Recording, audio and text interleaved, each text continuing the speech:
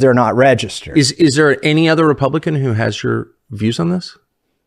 Well, I have Republicans who come to me on the floor and say, I wish I could vote with you today. Yours is the right vote, but I would just take too much flack back home. And I have Republicans who come to me and say, that's wrong what AIPAC is doing to you. Let me talk to my AIPAC person. By the way, everybody but me has an AIPAC person. What does that mean, an AIPAC person? It's like your babysitter, your AIPAC babysitter, who is always talking to you for AIPAC. They're probably a constituent in your district, but they are, firmly embedded in AIPAC. And every member has something like this?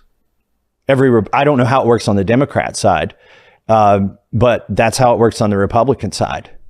And when they come to DC, you go have lunch with them, and they've got your cell number, and you have conversations with them. So I've had that's absolutely crazy. I've had 4 members of Congress say, I'll talk to my AIPAC person.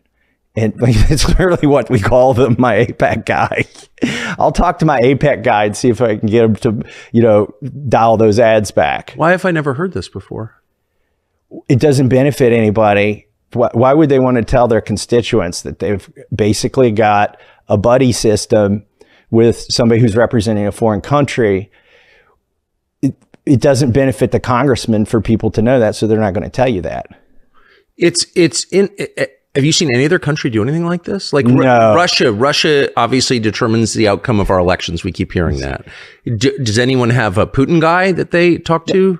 Not only do they not have a Putin guy, look, they don't have a Britain guy. They don't have an Australian guy. They don't have a Germany dude. It's the only country that does this, that has somebody that uniformly. I guarantee there's some spreadsheet at AIPAC where the AIPAC dude who's matched up with the congressman is there, and then all the congressman's votes on the issue. Oh, has the congressman been to Israel?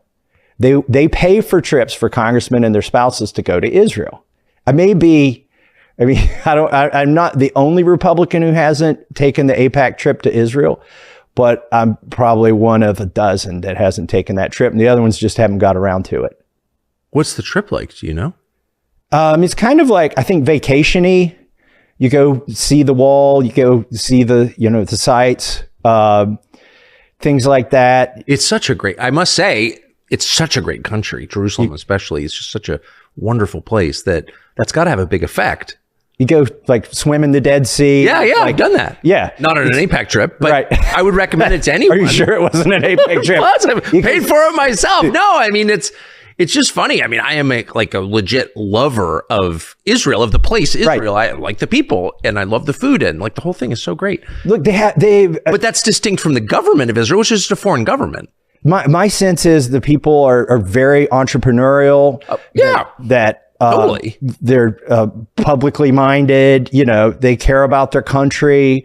That they're generally good people, right? That's certainly been my experience in trips there, for sure. It's great. It's just I think it's probably one of my favorite, maybe my all-time favorite place to go with my family. But that's just a completely different thing from taking orders from its government.